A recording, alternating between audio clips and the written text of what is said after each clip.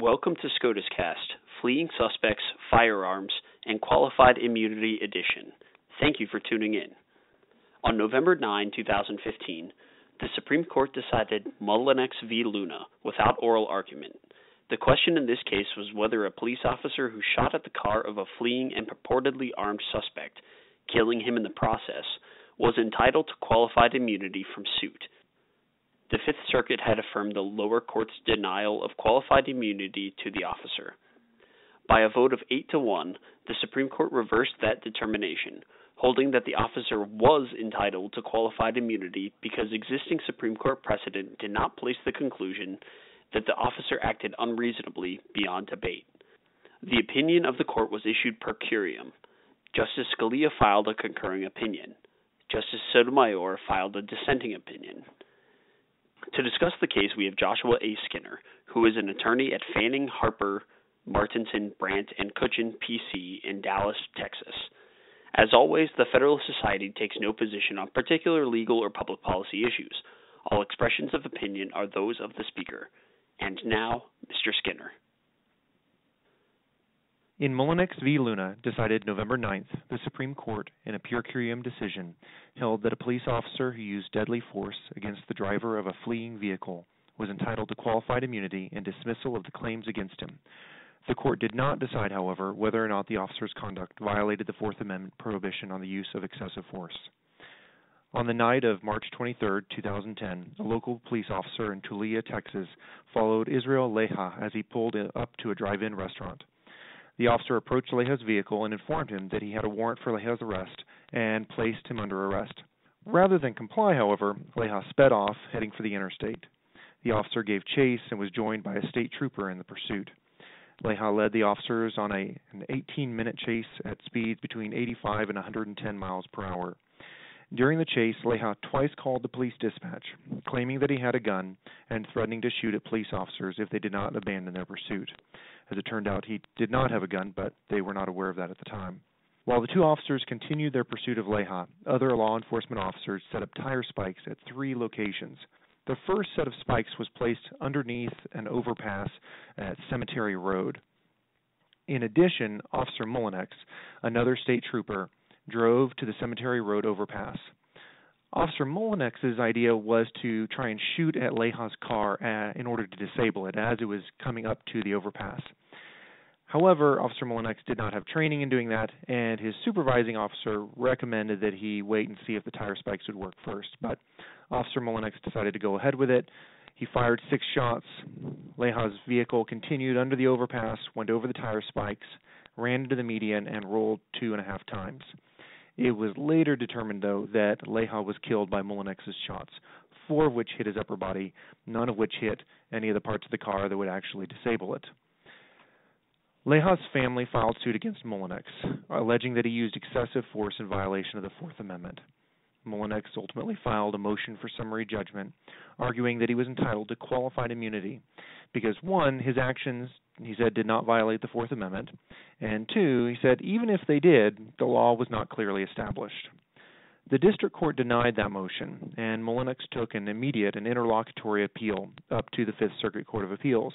At this point, the procedural history gets a little bit more complicated. So as normal, there was an initial panel, 3-judge panel, that heard the case. The majority of that panel, affirmed the decision of the district court denying Mullenix's motion for summary judgment. The panel held that there was a dispute of fact and that Mullenix's actions might have violated the Fourth Amendment, and also, of course, that the Fourth Amendment law was clearly established. One of the judges on the panel, Judge King, dissented, focusing on the panel's Fourth Amendment analysis, not really so much the clearly established side of it. Judge King argued that there was no Fourth Amendment violation at all, and that the panel majority had improperly turned a question of law, what was called objective reasonableness under the Fourth Amendment, into a question of fact for the jury to determine. Mullenix filed a petition for rehearing en banc. While the Fifth Circuit denied rehearing en banc, Judge Jolly, joined by 6 other members of the court, dissented from the decision to deny rehearing en banc and issued a detailed dissenting opinion. The same day, the Fifth Circuit denied rehearing en banc. The panel majority withdrew their original opinion and issued a new opinion. They apparently, however, did not consult with Judge King, the third person on the panel. In the new panel majority opinion, the panel recognized that objective reasonableness under the Fourth Amendment is a question of law for the court to decide, but then held that Mullenix's actions were objectively unreasonable, and so they came to the same conclusion. Mullenix sought review from the Supreme Court. The Supreme Court granted Mullenix's petition and issued its decision, but without first requesting briefing on the merits or permitting oral argument. The court's opinion is labeled per curiam, which usually means that it's unanimous, but in this case it was not. It was not signed by any specific judge. Like I said, it wasn't unanimous. In particular, Justice Scalia issued an opinion concurring in the judgment, but not actually in the text of the opinion, and Justice Sotomayor issued a dissenting opinion. This case brings together the confusion that frequently occurs in working with both qualified immunity and the Fourth Amendment, because they use somewhat similar terminology and they come at the issues from different angles. So under the Fourth Amendment, it generally protects the rights of people to be secure in their persons against unreasonable searches and seizures. But more specifically, in this kind of context, it restricts the degree or type of force that police may use in apprehending criminal suspects. The general idea is that the police should not use force unless circumstances justify them from doing so. For example, if a police officer sees a child pick someone's pocket and run off, the officer can't simply shoot the child in the back. That would generally be excessive force. The offense is relatively minor. There is no imminent physical danger to others from the pickpocket. On the other hand, an armed bank robber is shooting at police. In that sort of situation, the police can shoot back and attempt to kill the robber. The question is the objective reasonableness of the officer's actions, not the subjective motivations of the officer, but what a reasonable officer might have done. Qualified immunity deals with a different type of issue. It's coming at it from an old common law requirement that helps to protect public officials in the exercise of their duties unless they've acted in bad faith. And the general sense is that it's no surprise that public officials tend to come into conflict with people. They're regulating and dealing with many aspects of their lives, and that's sort of what comes with the job. But at the same time, particularly when we talk about police, we do want them to be relatively vigorous in the exercise of their duties, lest they fail to protect those who are not engaging in criminal acts. In the modern framework of qualified immunity, there are two prongs. The first one is a question whether the public official violated the plaintiff's constitutional right. So in this case, the Fourth Amendment. The second one is, were the public official's actions objectively reasonable in light of clearly established law? So again, you have that objective reasonable standard, but it comes out in a different context and is used differently here. Under qualified immunity, the plaintiff has the burden of meeting both of these prongs once the defense is asserted. And that goes back to the old common law rule. It was always an element of the plaintiff's claim. The public official is entitled to dismissal then if the plaintiff can't meet them both, because it's both an immunity, not just from liability from the damages, but also an immunity from suit. And that's one of the reasons that there's this interlocutory appeal, the immediate appeal that the officer is able to take when the immunity assertion was denied. So in order to distinguish between the Fourth Amendment analysis and the qualified immunity analysis, I'd say that the Fourth Amendment prohibits the use of force unless it fits within a specific exception or circumstance that justifies it. So the general rule is no force unless you have permission. Qualified immunity, on the other hand, looks at it the other way. It says that the police will not be personally liable for using what may well be excessive force unless it is clear ahead of time that their justification for the use of force is not permitted. So in other words, they're fine in terms of personal liability unless it's clear ahead of time that they can't. Mullenix argued in his petition for review from the Supreme Court both prongs of the qualified immunity analysis. One, that there was no constitutional violation, no Fourth Amendment violation, and two, that the law was not clearly established. The court, however, decided to address only the second qualified immunity prong.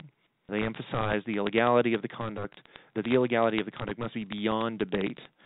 While the Fifth Circuit, in describing what they said was the clearly established law, they said that it's clearly established that a police officer may not use deadly force against a fleeing felon who does not pose a sufficient threat of harm to the officer or others. And the Supreme Court said, well, look, this term sufficient, even there on its own, that's what has to be more clearly established. We have to know what is sufficient. We have to look to the particular conduct. And they pointed out that they've never found that the use of deadly force in connection with a dangerous car chase to violate the Fourth Amendment. And if they've never found that it violated the Fourth Amendment, it certainly couldn't have been clearly established ahead of time. The court also used a phrase that's a little stronger than they've used in some of their more recent cases, talking about emphasizing whether prior Supreme Court precedent squarely governed the case, trying to look to what prior precedents would have made it absolutely clear, to any reasonable person that what is alleged to have happened here would violate the Fourth Amendment. Now, as I mentioned earlier, one of the unusual things about this case is that despite it being a per curiam decision, there was both an opinion concurring in the judgment and a dissenting opinion. I want to mention those briefly. Justice Scalia wrote a concurring opinion, and his main complaint, he obviously agreed with the ultimate result, wanted to grant Mullenix qualified immunity, but he disliked the use of the term deadly force in this context because the parties had conceded that Mullenix had been attempting to shoot the vehicle's engine and not Leha. So he wanted to emphasize that the police should have a wider discretionary scope if they're engaging in conduct that has the potential to cause death, even if that's not what its purpose was. However, of course, it was just him on that opinion. Similarly, Justice Sotomayor issued a lengthy dissenting opinion. She was the only one who signed on to arguing that Officer Mullenix violated clearly established Fourth Amendment law. Justice Sotomayor's emphasis was on the availability of alternative and inarguably less lethal methods for stopping Leha, such as the tire spikes.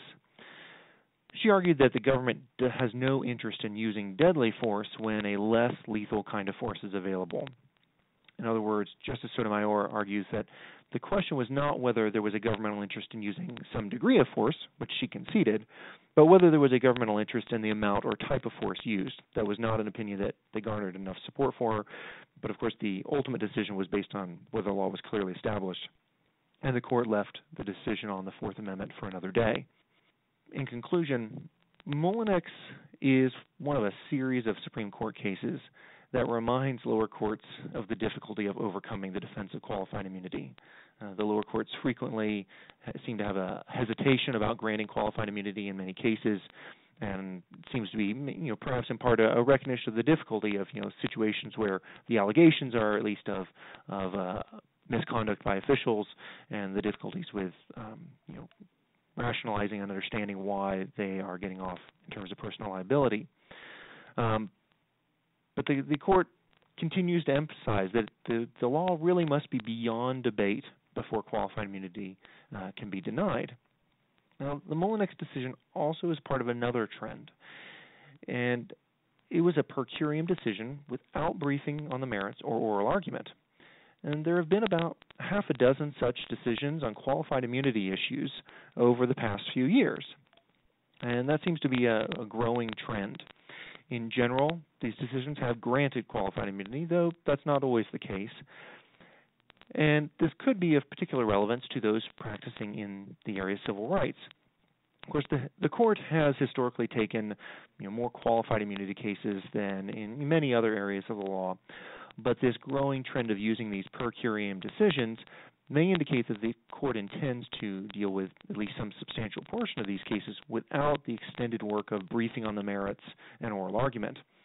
So for practitioners, this means, whether on the defense side or the plaintiff side, it may well be that petition for writ of certiorari or the response and reply, that those are really the only chances that as an advocate you will have to explain your position, not simply why you think the court should or shouldn't take the case for review, but why on the merits you believe that your case is you have the right side of the issue. Most immediately, however, the case is a victory for police officers and public officials more generally. The decision is a reminder to the lower courts that public officials, especially police, should have, in the court's term, breathing room to make their decisions, even if that means they sometimes decide incorrectly. Thank you for listening to this episode of SCOTUScast. For more episodes of SCOTUScast, as well as audio and video of past Federalist Society events, please visit our website at www.federalistsociety.org. multimedia.